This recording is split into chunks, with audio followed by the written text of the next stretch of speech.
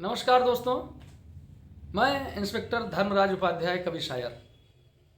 दोस्तों, कल मैंने एक वीडियो जारी किया था जिसमें सब इंस्पेक्टर भर्ती में कौन कौन लोग फार्म डाल सकते हैं इसके बारे में विस्तार से मैंने बताया था।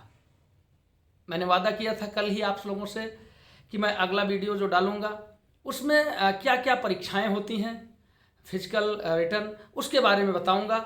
तो आज वो वीडियो मैं लेकर के आया हूं जिसमें मैं आपको बताने वाला हूं कि सब इंस्पेक्टर भर्ती के लिए क्या क्या परीक्षाएं, फिजिकल और रिटर्न कैसे होता है। तो एक चीज़ और मैं जोड़ना चाहता हूं, कल जब मैं बता रहा था आप लोगों को कि कौन कौन लोग फार्म भर सकते हैं, कितना किसको उम्र में छूट है, तो सारी बातें तो मैंने बता दिया था, लेकिन एक बात छूट गई थी, वो मैं नहीं बता पाया था। वैसे मैं चाहता तो उसको ना भी बताता, क्योंकि अब जो है अपनी गलती को फिर से बताना, लेकिन कोई ऐसी बात नहीं है, भूल चूक भी हो जाती है। मैं ये बताना चाहता हूँ कि जो इस भर्ती में जो राज्य सरकार के कर्मचारी हैं, जो भी हैं, किसी भी विभाग में हैं, उनको 5 साल की उम्र में अधिकतम आयु सीमा में छूट दी गई है। मतलब जो 21 से 28 की आयु सीमा है, उसमें अगर राज्य सरकार का कोई कर्मचारी है, वो किसी भी पद पर हो, तो उसे 5 साल की छूट, मतलब वो 33 साल तक की आयु तक अप्लाई कर सकता है। अब आगे आता हूँ कि इसमें परीक्षाएं क्या होंगी। तो परीक्षाएं इसमें जो होंगी वो 400 नंबर का जो है टोटल रिटर्न है, और वो 4 पार्ट में है। 4 पार्ट में है। पहला पार्ट जो है वो सामान्य हिंदी है, या पहला पार्ट सामान्य हिंदी है, और दूसरा पार्ट जो है वो 100 अंक का है, सामान्य हिंदी। दूसरा पार्ट जो है वो सामान्य मूल विधि है, उसमें संविधान भी आ जाएगा, थोड़ा सा आईपीसी, सीआरपीसी और एक्ट वगैरह भी पूछे जाएंगे। उसके बारे में डिटेल में मैं बताऊंगा बाद में अगले वीडियो में, लेकिन इतना जानिए कि 100 नंबर का हिंदी रहेगा, 100 नंबर का मूल विधि रहेगी, 100 नंबर का जो है मैथ रहेगा, सामान्य अंकगणित, सामान्य मानसिक क्या कहते हैं इसको, मानसिक अभिरुचि नहीं, संख्यात्मक एवं मानसिक योग्यता, मानसिक योग्यता। तो ये 100 नंबर का रहेगा, और 100 नंबर का रहेगा ये जो है तार्किक परीक्षा। तो मानसिक अभिरुचि, बुद्धि लब्धि और तार्किक परीक्षा। तो ऐसे जान लीजिए, अंग्रेजी में थोड़ा बता दूं, जनरल हिंदी है 100 नंबर का, जनरल जो मूल विधि है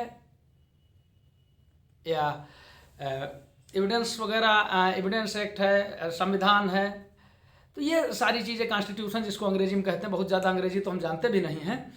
तो ये है 100 नंबर के। 100 नंबर के आपका जो है आ जाएगा रीजनिंग, और 100 नंबर का जनरल मैथ। तो ये 400 नंबर का परीक्षा है। हर पेपर में आपको कम से कम 35% नंबर प्राप्त करने हैं, और टोटल का 50% आपको प्राप्त करना। मतलब ये समझिए कि किसी भी पेपर में अगर 35 नंबर से कम आप पाए तो फेल हो जाएंगे, और अगर टोटल में 50% से कम है तो भी आप फेल माने जाएंगे। तो इतना ये कंपलसरी है नंबर, लेकिन जो मेरिट बनेगी वो और ऊपर जाएगी, तो इसलिए बहुत तैयारी की ज़रूरत है, पढ़ाई की बहुत ज़रूरत है, और अच्छी किताबें लीजिए। और किताबों के बारे में भी मैं थोड़ा बहुत जो जानता हूँ वो मैं आपको बताऊँगा, वो अगले वीडियो में बताऊँगा कौन कौन सी किताबें अच्छी रहेंगी। और जो मेन चीज़ मैं ये कहना चाहता हूँ कि जो 300 नंबर का है वो सवाल जनरल हिंदी, जनरल मैथ और रीजनिंग, इसका कोर्स कम है, और जो 100 नंबर अलग से है इसका कोर्स थोड़ा बड़ा है। बड़ा क्या है, ज़्यादा बड़ा है।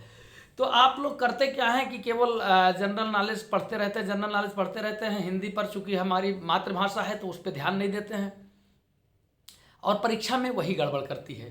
तो मैं थोड़ा सा बताऊं कि जो मेरे समय में हुआ वो कैसे हुआ, कि हमारे समय में 1700 वैकेंसीज थी, और जब फिजिकल हुआ, फिजिकल बहुत स्ट्रांग था। उस समय प्री परीक्षा के बाद फिजिकल होता था। अब समय के साथ बदलता रहता है ना नियम। तो जो है पता लगा 1700 जगह पर सब इंस्पेक्टर भर्ती होने हैं और केवल 1634 लड़के, ठीक से सुन लीजिए, 1634 लड़के केवल फिजिकल क्वालिफाई कर पाए। फिजिकल बहुत टफ था उस समय। हाँ हाँ, अरे हम तो पास किए भाई, हम तो पास ही किए। तो फिर जब 1634 लड़के ही क्वालिफाई कर पाए, तो जो भी चयन समिति थी उनकी ये मंशा थी कि जितने भी लड़के अभी ये फिजिकल क्वालिफाई किए हैं वो लड़के इंटरव्यू तक पहुँचे। और उसके लिए उन्होंने बहुत आसान पेपर बनाए। सुनिए, कठिन नहीं आज पेपर बनाया, मेन परीक्षा का पेपर बहुत ही आसान बनाया उन्होंने।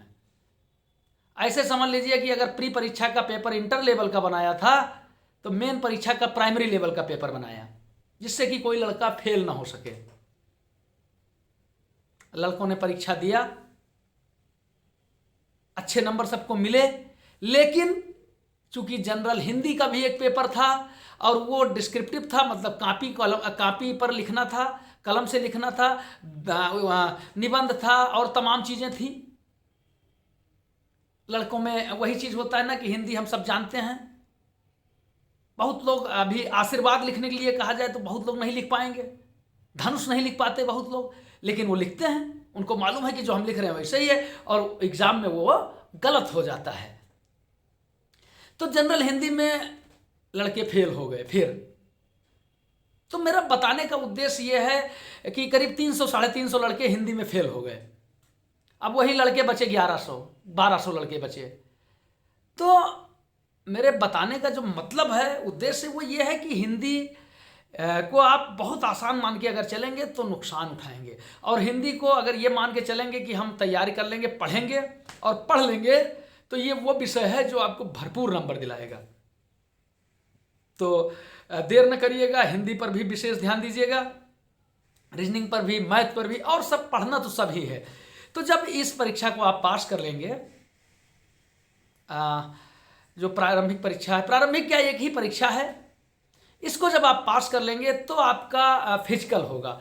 फिजिकल 2 कैटेगरी है, फिजिकल की 2 कैटेगरी है। एक है जो पुरुषों के लिए, वो 4800 मीटर, ध्यान से सुनिएगा, 4800 मीटर, मतलब 5 किलोमीटर से 200 मीटर कम। ये दौड़ लड़कों के लिए है और इसको 28 मिनट में पूरा करना है। दौड़ कोई कठिन नहीं है। महिलाएं जो हैं उनको 2400 मीटर दौड़ना है और 16 मिनट में पूरा करना है। दौड़ कोई कठिन नहीं है, आसान दौड़ है, क्योंकि जो 4800 मीटर है वो सामान्य लड़के 17-18 मिनट में दौड़ जाते हैं, आपको 28 मिनट मिल रहा है। लड़कियां भी 10-11 मिनट में दौड़ जाती हैं तो आपको जो है 16 मिनट मिल रहा है। तो जो है आसान है, लेकिन आसान उनके लिए है जो अपने लिए कुछ करना चाहते हैं, जिन्होंने कुछ किया होगा। अगर आपने कभी दौड़ नहीं लगाई है और अचानक आपको 4800 मीटर दौड़ने के लिए कहा जाए तो आप नहीं दौड़ पाएंगे, या 2400 मीटर नहीं दौड़ पाएंगे। तो इसके लिए तैयारी शुरू कर दीजिए। अगर जैसे चूँकि 28 साल एज होते होते थोड़ा सा जो है आदमी कुछ पेट वोट भी हल्का फुल्का निकल आता है। जो पढ़ाई वाले लड़के होते हैं बेचारे बैठ के पढ़ते रहते हैं तो पेट भी निकल आया है, थोड़ा तगड़े भी हो गए हैं खाते पीते हुए, तो फिर उनके लिए थोड़ा सा टफ रहता है। लेकिन अगर वो रुकेंगे नहीं, रास्ते में दौड़ते रहेंगे तो वो पूरा कर ले जाएंगे। लेकिन उसके लिए अभी से तैयारी शुरू कर दीजिए। तैयारी में अभी टाइम मत देखिए कितनी देर में पूरा होता है, किसी तरीके से 3-4 किलोमीटर 5 किलोमीटर रोज धीरे धीरे ही दौड़ना शुरू करिए, लेकिन दौड़िए। लड़कियां 3 किलोमीटर 4 किलोमीटर तक दौड़ें धीरे धीरे, और फिर वो जो है इम्प्रूव हो जाएगा। तो ये परीक्षा है। इसके बाद जो है मेंस की परीक्षा है, अरे मेंस नहीं, सॉरी, इसके बाद डॉक्टरी की परीक्षा। डॉक्टरी की परीक्षा बड़ी ही सामान्य होती है। अगर कोई मेजर कमी आप में नहीं है, बड़ी कमी आपके अंदर कोई नहीं है, तो आप सिलेक्ट किए जाते हैं। चश्मा जिनको लगता है वो लोग भी सिलेक्ट किए जाते हैं। हल्की फुल्की अगर कोई कमी है तो भी लोग सिलेक्ट होते हैं। जैसे मिलिट्री में जितना सख्त डॉक्टरी होती है उतना सख्त जो है सिविल पुलिस में डॉक्टरी नहीं होती है। और एक चीज़ और, जो कहते नहीं कि जो है जब जागो तब सवेरा। अब पता लगा कल परीक्षा है, आज तुम जाग गए, कि भाई इंस्पेक्टर साहब ने कहा था कि जब जाओगे सवेरा, आज तो हम जग गए हैं, तो फिर उसका कोई लाभ नहीं है।